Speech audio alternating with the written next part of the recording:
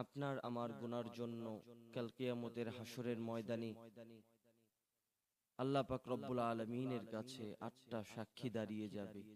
বান্দা, গুনাহ করো, চিন্তা ভাবনা করে গুনাহ করো। আল্লাহ পাক রব্বুল আলামিনের কাছে 8টা সাক্ষী দাঁড়িয়ে যাবে। যদি তুমি এই 8টা সাক্ষী থেকে পলায়ন করতে পারো তাহলে তুমি গুনাহ করো, আর যদি পালাবার কোনো রাস্তা না থাকে তাহলে বান্দা তুমি গুনাহ করো না। আল্লাহ পাক রব্বুল আলামিন কোরআনুল কারীমের 99 নম্বর সূরা সূরা জিলজালের 4-5 নম্বর আয়াতে ইরশাদ করে বলেন, ইয়াউমা ইযিন তুহাদ্দিসু আখবারাহা বিআন্না রাব্বাকা আওহা লাহা।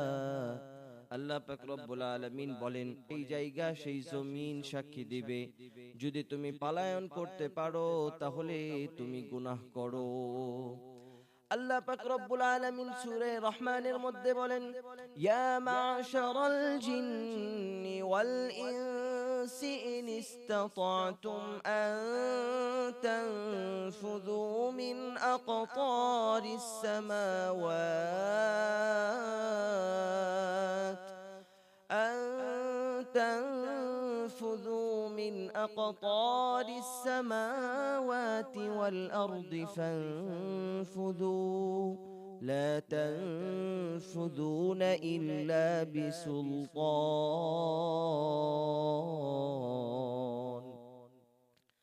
বান্দা, তুমি আসমান এবং জমিনের মাঝখান থেকে তুমি কোথায় পলায়ন করবে? কোন জায়গায় পলায়ন করে যেতে পারবে না। তাহলে বান্দা, তুমি যেই জায়গায় দাঁড়িয়ে গুনাহ করবে সেই জায়গা কাল কিয়ামতের হাসরের ময়দানে তোমার বিরুদ্ধে সাক্ষী দিবে। তুমি যদি মুখ দিয়ে অস্বীকার করো, মুখ তোমার বন্ধ করে দিব আমি। আল্লাহ পাক রব্বুল আলামিন কোরআনুল কারীমে তাও জানিয়ে দিয়েছেন সূরা ইয়াসিনের মধ্যে। আল্লাহ পাক রব্বুল আলামিন সূরা ইয়াসিনের 65 নম্বর আয়াতে ইরশাদ করে বলেন, اليوم نختم على أفواههم وتكلمنا أيديهم وتشهد أرجلهم بما كانوا يكسبون। আল্লাহ পাক রব্বুল আলামিন বলবেন, তুমি বান্দা সেদিন আমার কাছে অস্বীকার করবে, আমি আল্লাহ তাআলা তোমার মুখকে বন্ধ করে দিব। এরপরে তোমার হাত তোমার বিরুদ্ধে সাক্ষী দিবে, এরপরে তোমার পা তোমার বিরুদ্ধে সাক্ষী দিবে। যেই হাত দিয়ে তুমি গুনাহ করবে সেই হাত তোমার বিরুদ্ধে সাক্ষী দিবে, যেই পা দিয়ে তুমি গুনাহ করবে সেই পা তোমার বিরুদ্ধে সাক্ষী দিবে। 1 নাম্বার সাক্ষী, জায়গা জমিন তোমার বিরুদ্ধে সাক্ষী দিবে। 2 নাম্বার, তোমার হাত তোমার বিরুদ্ধে সাক্ষী দিবে। 3 নাম্বার, তোমার পা তোমার বিরুদ্ধে সাক্ষী দিবে। অনেকে প্রশ্ন করে, অনেকের তো হাতও নাই পাও নাই, কিন্তু বাঁচার কোনো উপায়ও নাই। আল্লাহ পাক রব্বুল আলামিন বলেন, হাত না থাকতে পারে, পা নাও থাকতে পারে। আল্লাহ পাক রব্বুল আলামিন সেটাও জানিয়ে দিয়েছেন।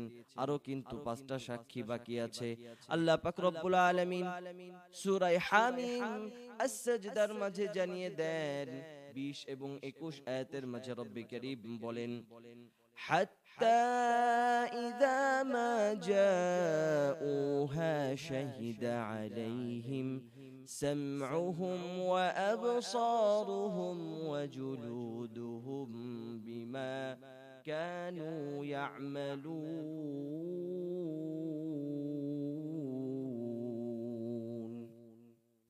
আল্লাহ পাক রব্বুল আলামিন বলেন, বান্দা তুমি ঘরের মধ্যে একা একা গুনাহ করো, মনে করো কেউ দেখছে না তোমাকে, কানে হেডফোন লাগাই গান বাজনা তুমি শোনো, তুমি মনে করো কেউ তোমাকে দেখছে না, কেউ তোমাকে শুনতেও পাচ্ছে না। তোমার গানের আওয়াজ, তুমি যে গান শুনছো কেউ তোমাকে দেখছেও না, তোমার এই গানের আওয়াজ কেউ তোমার শুনছেও না, কিন্তু কেউ না শুনলেও একজন শুনছেন, তিনি হচ্ছেন আল্লাহ। আল্লাহ পাক রব্বুল আলামিন বলেন, হাত্তা ইযা মা জাউহা শাহিদা আলাইহিম সামউহুম, সেদিন কান তোমার বিরুদ্ধে সাক্ষী দিবে। যেই কান দিয়ে তুমি গান শুনেছো, যেই কান দিয়ে তুমি খারাপ কথা শুনেছো, সেই কান তোমার বিরুদ্ধে সাক্ষী দিবে। শাহিদা আলাইহিম সামউহুম ওয়া আবসারুহুম, যে চোখ দিয়ে বান্দা তুমি গুনাহ করেছো, সেই চোখ তোমার বিরুদ্ধে সাক্ষী দিবে। তুমি অস্বীকার করলে কি হবে? আল্লাহ পাক রব্বুল আলামিন তার পরবর্তী অংশের মাঝে জানিয়ে দেন, ওয়া আবসারুহুম ওয়া জুলুদুহুম বিমা কানু ইয়ামালুন। বান্দা তুমি অস্বীকার করবে, তুমি যে দুনিয়াতে থাকা অবস্থায় তোমার চামড়া কত সুন্দর করে পরিষ্কার করেছো, চামড়াকে কত মহাব্বত করেছো, এই চামড়ার জন্য, এই সাদা চামড়ার জন্য তুমি তোমার জীবনকে নষ্ট করেছো। এই সাদা চামড়ার পাল্লায় পড়ে তুমি তোমার জীবনের কত সময় নষ্ট করেছো। এই চামড়া তোমার বিরুদ্ধে সাক্ষী দিবে। আল্লাহ পাক রব্বুল আলামিন পরবর্তী আয়াতে তাও জানিয়ে দেন। রব বলেন, ওয়াকালু লিজুলুদিহিম লিমা শাহিদতুম আলাইনা قالوا أنطقنا الله الذي أنطق كل شيء। সেদিন চামড়া তোমার বিরুদ্ধে সাক্ষী দিবে। তুমি চামড়াকে জিজ্ঞাসা করবে, চামড়া বলবে, যেমনই ভাবে তুমি অস্বীকার করছো, তোমাকে আল্লাহ পাক রব্বুল আলামিন জবান দিয়েছেন, তোমাকে আল্লাহ পাক রব্বুল আলামিন চামড়া দিয়েছেন, কান দিয়েছেন, চোখ দিয়েছেন, সবকিছু দিয়েছেন, তুমি কথাও বলতে পারতে। আল্লাহ পাক রব্বুল আলামিন আমাকে আজ আমার জবান খুলে দিয়েছেন, এই জন্য আমি তোমার বিরুদ্ধে সাক্ষী দিতে বাধ্য হচ্ছি। সেদিন আল্লাহ পাক রব্বুল আলামিন চামড়ার জবানকে খুলে দিবেন, চামড়া তার বিরুদ্ধে সাক্ষী দিবে।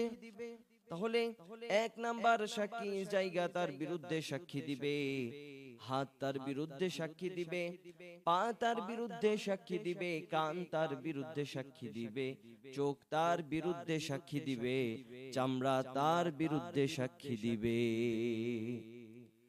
6 নাম্বার আল্লাহ পাক রব্বুল আলামিন কোরআনুল কারীমের মাঝে জানিয়ে দেন, 7 নাম্বার যে সাক্ষী দিবে, কিরামান কাতিবিন ইয়ালামুনা মা তাফআলুন। আল্লাহ পাক রব্বুল আলামিন বলেন, লিপিবদ্ধ যে সমস্ত ফেরেশতা আছে, সেই ফেরেশতা তোমার বিরুদ্ধে সাক্ষী দিবে। এরপরে হবে আসল সাক্ষী। আল্লাহ পাক রব্বুল আলামিন সূরা কাহফের মাঝে জানিয়ে দেন, وَوُضِعَ الْكِتَابُ فَتَرَى الْمُجْرِمِينَ مُشْفِقِينَ مِمَّا فِيهِ وَيَقُولُونَ يَا وَيْلَتَنَا مَا لِهَذَا الْكِتَابِ لا يغادر صغيرة ولا كبيرة إلا أحصاها। সেই দিন বান্দা থরথর করে কাঁপতে থাকবে। আল্লাহ পাক রব্বুল আলামিন তাদের আমলনামা তাদেরকে দিবেন, মালি হাযাল কিতাব লা ইউগাদিরু সগীরা ওয়ালা কাবীরা ইল্লা আহসাহা। তারা তাদের আমলনামা হাতে পাওয়ার পরে বলবে, মালি হাযাল কিতাব, এটা এমন কি কিতাব, লা ইউগাদিরু সগীরা, একটি ছোট গুনাহও ছাড়ে নাই, ওয়ালা কাবীরা, এমন কি বড় গুনাহও ছাড়ে নাই, এটা এমন এক কি কিতাব। আল্লাহ পাক রব্বুল আলামিন তখন বলবেন, ইকরা কিতাবাক কাফা বিনাফসিকাল ইয়াওমা আলাইকা হাসিবা।